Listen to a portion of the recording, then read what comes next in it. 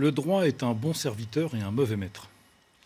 Je veux dire par là que le Conseil constitutionnel a décidé aujourd'hui qu'une partie du texte de loi était conforme à la Constitution et qu'une partie ne l'était pas. C'est ce que vous avez montré tout à l'heure sur vos présentations. Ça ne veut pas dire que les décisions qui sont dans cette loi sont justes, qu'elles sont pertinentes, qu'elles sont adaptées à la politique sanitaire et à la défense de la santé du peuple français et qu'elles sont conformes à la préservation de ses libertés. Ce sont deux choses différentes. Et qui peut en juger si ce n'est pas le Conseil constitutionnel? Moi, j'ai le droit d'en juger parce que je suis un citoyen français, oui. Je suis un grand garçon. D'accord. Et je n'ai pas besoin que qui que ce soit me dise ce que je dois apprécier des événements. Donc c'est faire fi du rôle du Conseil constitutionnel. La loi s'appliquera à partir du moment où les décrets seront publiés, à partir d'une foot, la loi s'applique. Très bien. Ça ne veut pas dire que, et j'insiste sur ce point, la loi est conforme à la Constitution. Très bien. Soit. Ça ne veut pas dire que tous ceux qui s'y opposent voient cesser tous les motifs de leur opposition, parce qu'on a le droit de considérer qu'une loi toute conforme à la Constitution qu'elle soit n'est pas pour autant adaptée à la situation du pays. C'est profondément ce que j'en pense. Premier élément. Et je vais vous donner un exemple, si vous voulez bien. Je reviens sur la vidéo un peu lunaire du président de la République que vous avez diffusée au début de notre plage horaire tout à l'heure, quand il compare le pass sanitaire à la conduite en état d'ivresse. Est-ce que je peux rappeler au président de la République brièvement qu'il y a une différence entre le droit de conduire une voiture et le droit de circuler? Que le droit de conduire une voiture n'est pas ce qu'on appelle une liberté fondamentale, qu'il n'est pas protégé par la Constitution et qu'il y a des tas de gens à qui on a le droit d'interdire de conduire une voiture.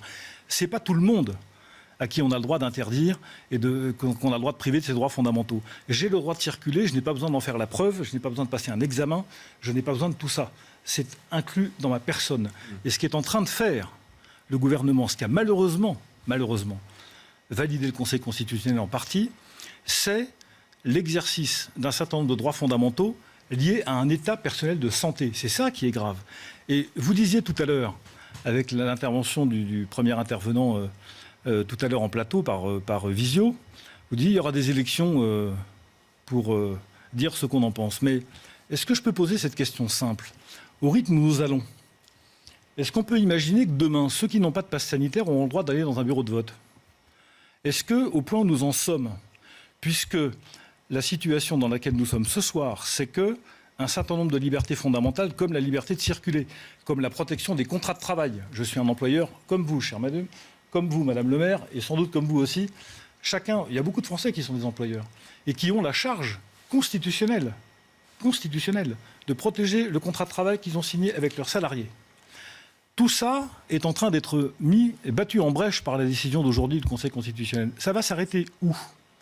Et j'aimerais qu'on me dise, mais malheureusement, le gouvernement, comme ça a été dit tout à l'heure, très justement, prend des engagements sur le fait que non, le pass sanitaire ne s'appliquera pas au restaurant, au lieu de vie. Non, bien sûr, qu'on n'aura jamais d'obligation vaccinale. On a entendu ça il y a quelques semaines.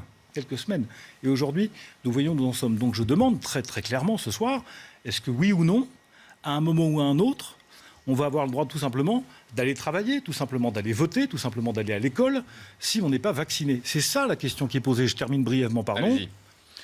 L'enjeu de la décision du Conseil constitutionnel de ce soir, ça n'est pas simplement de savoir si la loi est conforme à la Constitution ou non. Ça n'est pas un détail, mais l'essentiel n'est pas là.